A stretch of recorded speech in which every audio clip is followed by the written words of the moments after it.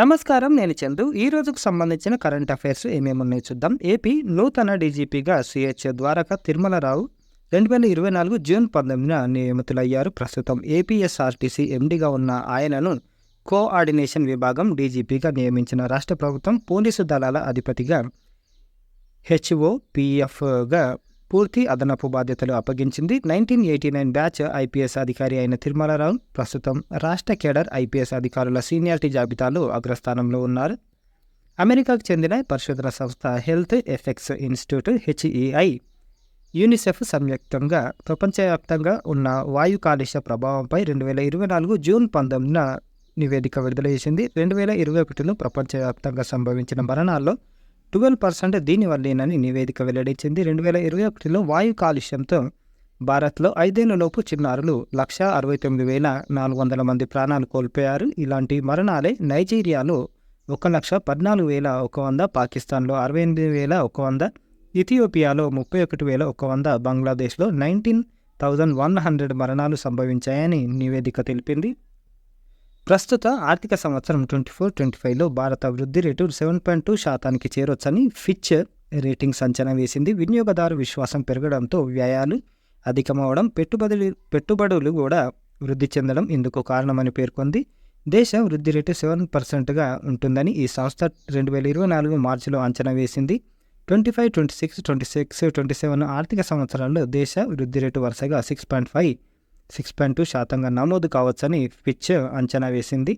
అంతర్జాతీయ ఇంధన పరివర్తన సూచిలో భారత్కు 63 ర్యాంకు లభించిందని ప్రపంచ ఆర్థిక వేదిక WEF 2024 జూన్ 19న వెల్లడించింది. ఈ సూచిలో స్వీడన్ అగ్రస్థానంలో నిలవగా తర్వాతి స్థానాల్లో డెన్మార్క్, ఫిన్లాండ్, స్విట్జర్లాండ్, ఫ్రాన్స్ ఉన్నాయి. స్పోర్ట్స్. నీరజ్కు గోల్డ్ మెడల్. భారత javelin throw star Neeraj Chopra ఫిన్లాండ్లో జరిగిన పావో నుర్మి క్రీడల్లో పసిడి పథకంతో మెరిశాడు. జావెలిన్ను ఉత్తమంగా 85.97 మీటర్లు విసిరి అగ్రస్థానంలో నిలిచాడు. ఫిన్లాండ్ ఆటగాళ్లు టోనీ 84.19 మీటర్స్ రజతం, అలీవర్ 83.96 మీటర్స్ కాంస్యం గెలిచారు. Chess champion Arjun, Telangana grand master Arjun Erigaisi ఆర్మేనియాలో జరుగుతున్న స్టీఫాన్ ఎవాగియాన్ స్మారక చెస్ టోర్నీలో టైటిల్ గెలుచుకున్నాడు. తాజా విజయంతో ప్రస్తుతం 2779.9 పాయింట్లతో అర్జున్ 4వ స్థానం ర్యాంకు సాధించాడు. కార్ల్సన్ 2831.8 నార్వే మొదటి స్థానంలో ఉన్నాడు. నేషనల్ విషయానికి వస్తే సిక్కిం సీఎంగా ప్రేమ్ సింగ్ తమాంగ్, హిమాలయ రాష్ట్రం సిక్కింలో సిక్కిం క్రాంతికారి మోర్చా SKM అధ్యక్షుడు ప్రేమ్ సింగ్ తమాంగ్ వరుసగా రెండోసారి ఆ రాష్ట్ర ముఖ్యమంత్రిగా బాధ్యతలు చేపట్టారు. గవర్నర్ లక్ష్మణ్ ప్రసాద్ ఆచార్య ఆయనతో ప్రమాణం చేయించారు. మరో 12 మంది మంత్రులుగా ప్రమాణం చేశారు. CPP చైర్మన్గా Sonia Gandhi, Congress parliamentary party CPP చైర్పర్సన్గా సోనియా గాంధీ మరోసారి ఎన్నికయ్యారు. పార్లమెంటు సెంట్రల్ హాల్లో కాంగ్రెస్కు చెందిన లోక్సభ నూతన ఎంపీలు, రాజ్యసభ సభ్యుల సమావేశంలో ముజువాని ఓటుతో ఆమెను ఏకగ్రీవంగా అందరూ కలిసి ఎన్నుకున్నారు. అత్యుత్తమ వర్సిటీల్లో IIT బాంబే, ప్రపంచంలోని 150 అత్యుత్తమ విశ్వవిద్యాలయాల్లో IIT బాంబే 118, IIT ఢిల్లీ 150 చోటు సంపాదించుకున్నాయి. లండన్కి చెందిన ఉన్నత విద్యా విశ్లేషకుడు క్వాక్వేరెల్లి సైమాన్స్ QS ప్రకటించిన వరల్డ్ యూనివర్సిటీ ర్యాంకింగ్ 2025 వివరాల ప్రకారం అమెరికాకు చెందిన Massachusetts institute of technology MIT అత్యుత్తమ విశ్వవిద్యాలయంగా 13వసారి తన ప్రథమ స్థానాన్ని నిలబెట్టుకుంది. జాతీయ భద్రతా సలహాదారుగా అజిత్ దోబాల్, జాతీయ భద్రతా సలహాదారు NSAగా రిటైర్డ్ IPS ఆఫీసర్ అజిత్ దోబాల్ను కేంద్ర ప్రభుత్వం మరోసారి నియమించింది. NDA తొలిసారి అధికారంలోకి వచ్చిన సమయంలో 2014 మే 30న దోబాల్ తొలిసారి NSAగా బాధ్యతలు స్వీకరించారు. రిటైర్డ్ IAS అధికారి PK మిశ్రా ప్రధానమంత్రి ముఖ్య కార్యదర్శి పదవిలో కొనసాగనున్నారు. వార్తల్లో వ్యక్తులు ఎవరెవరున్నారు చూద్దాం. MVR కృష్ణతేజ. ఆంధ్రప్రదేశ్కి చెందిన IAS అధికారి MVR కృష్ణతేజకు జాతీయ పురస్కారం లభించింది. బాలల హక్కుల రక్షణలో దేశంలోనే త్రిశూర్ జిల్లాను అగ్రగామిగా నింపడంతో జాతీయ బాలల హక్కుల కమిషన్ పురస్కారానికి ఆయన ఎంపికయ్యారు. చంద్రశేఖర్ ఆజాద్. గుంటూరుకు చెందిన ప్రముఖ రచయిత పమిడి ముక్కల చంద్రశేఖర్ ఆజాద్ రచించిన మాయాలోకం నవలకు కేంద్ర సాహిత్య అకాడమీ బాల సాహిత్య పురస్కారం వరించింది. ఆయన 85 నవలలు, 900 కథలు రాశారు. 30 నవలలకు జాతీయ, అంతర్జాతీయ సంస్థల బహుమతులు అందుకున్నారు. ఉపేంద్ర ద్వివేది దేశ నూతన సైన్యాధిపతిగా లెఫ్టినెంట్ జనరల్ ఉపేంద్ర ద్వివేది నియమితులయ్యారు. ప్రస్తుతం ఆర్మీ వైస్ చీఫ్గా వ్యవహరిస్తున్న ఆయన జూన్ 30న కొత్త బాధ్యతలు స్వీకరిస్తారు. ప్రస్తుతం సైన్యాధిపతిగా ఉన్న general Manoj C Pande June నెలాఖరున పదవీ విరమణ చేయనున్నారు. సుబ్బయ్య నల్లమోతు వన్యప్రాణుల డాక్యుమెంటరీ రూపకర్త సుబ్బయ్య నల్లమోతుకు కేంద్ర ప్రభుత్వం శాంతరం జీవితకాల సాఫల్య పురస్కారాన్ని ప్రకటించింది. వన్యప్రాణుల చిత్రాల రూపకల్పనలో సుబ్బయ్య చేసిన సేవలకు గుర్తింపుగా ఇది దక్కింది. Jyoti Vij the Federation of Indian Chamber of Commerce and Industry FICCI director జనరల్గా జ్యోతి విజ్ను నియమించారు.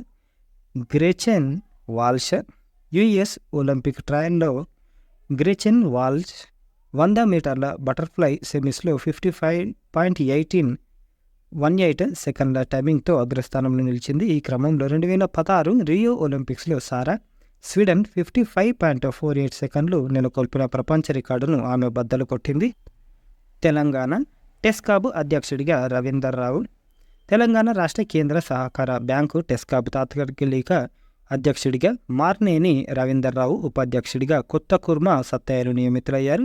రమేష్ కార్తిక్ను వరించిన యువ పురస్కార్ నిజామాబాద్కు చెందిన రమేష్ కార్తిక నాయక్కు 2024 సంవత్సరానికి యువ పురస్కార్ అవార్డును కేంద్ర సాహిత్య అకాడమీ ప్రకటించింది. గిరిజనుల జీవిత గాథలపై రాసిన డావ్లో రచనకు యువ పురస్కారానికి ఆయన ఎంపికయ్యారు.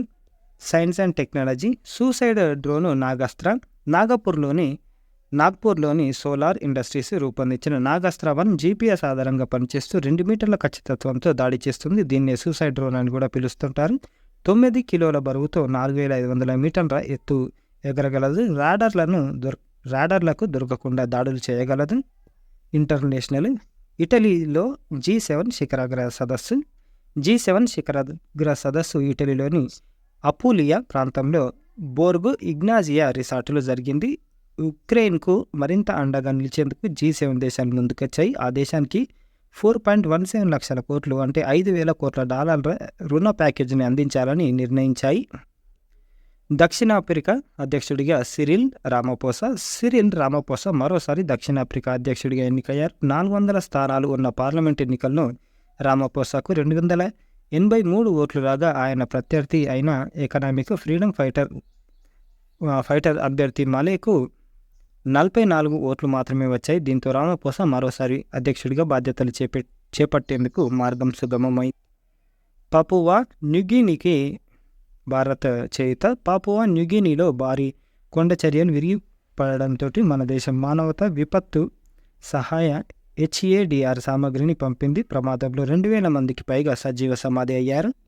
Model questions. భారత సంచలన పారా ఆర్చర్ శీతల్ దేవి 2024 ఏప్రిల్లో జరిగిన ఖేలో ఇండియా NTPC జాతీయ ర్యాంకింగ్ ఆర్చరీ పోటీల్లో ఏ పథకం గెలుచుకొని వార్తలు నిలిచారు అనంటే రజతం. మరి 2 చేతులు లేని ఈ క్రీడాకారిణి సాధారణ ఆర్చర్లతో పోటీపడి మరీ పథకం గెలిచింది. శీతల్ నీరుడు ఆసియా పారా క్రీడల్లో 2 స్వర్ణాలు, 1 వెండి పథకం దక్కించుకుంది. స్ఫూర్తిదాయక ప్రదర్శనతో అర్చన పురస్కారం అందుకుంది. చేతులు లేని ఏకైక అంతర్జాతీయ పారా ఆర్చరీ ఛాంపియన్ ఈమె కావడం విశేషం. ఈమె పేరు Archer Sheetal Devi.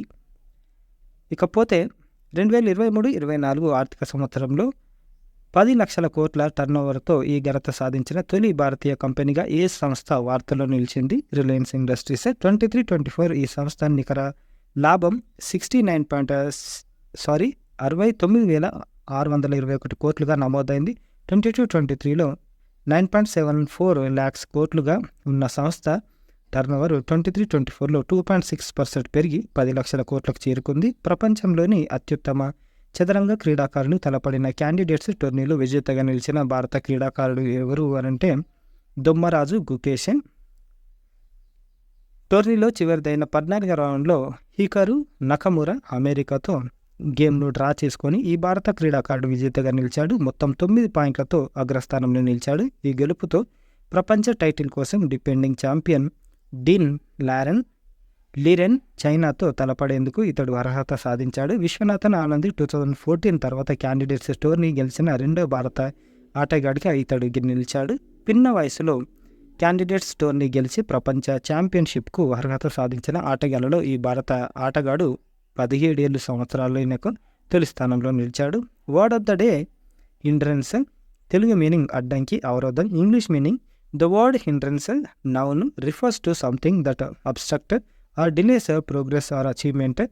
It signifies an impediment or obstacle that makes it difficult to accomplish a goal. Synonyms obstacle, barrier. Antonyms aid, assistance. Usage. The lack of proper funding was a major hindrance to the progress of the project. Despite facing many hindrances, she persevered and achieved her dream of becoming a doctor. ఇవి ఈ రోజుకి సంబంధించిన current affairs. Like చేయండి, share చేయండి, subscribe చేయండి. Thank you, ధన్యవాదాలు.